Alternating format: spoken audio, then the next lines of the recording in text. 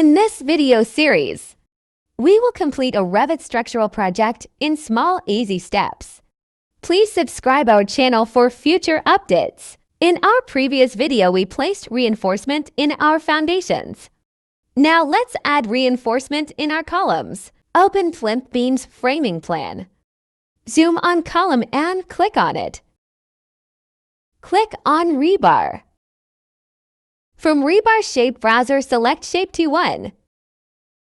Click on the shape and bring cursor on column. We will change the placement option to parallel to work plane. Now change the diameter to number 3. We will place this bar. Now select this tie bar to change the spacing. We will change it from single to maximum spacing. And then we will type 6" in the spacing option. Our ties are ready. Now we will add vertical bars in column. Select shape 0. Change the bar diameter as desired. Make sure that placement option is set to perpendicular to cover. Click on the column to place this bar. We will view this bar in 3D.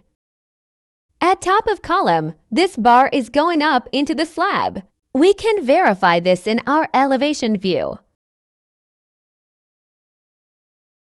At bottom, we can see that this bar is not going into the footing. We will drag this bar into the footing. Now we can see that this bar is properly going into the footing. Now let's open our plinth beam reinforcement plan. To complete column reinforcement, we will copy this bar at the other end as well. Make 2 more copies. We will align these bars equally by adding annotation on these bars and then clicking on equal sign. Now delete annotations and then copy these bars on the other face of the column.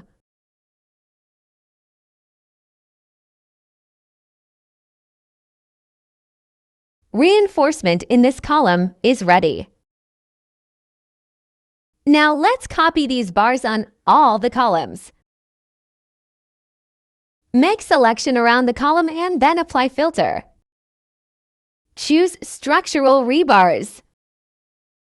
Now copy and make sure multiple is check on.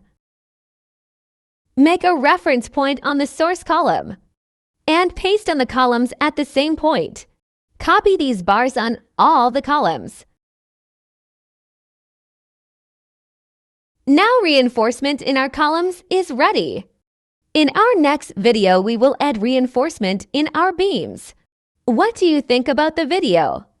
Let me know in the comment section below. If you enjoyed this video and want to hear from me again, be sure to hit that subscribe button before you go. Thanks for watching.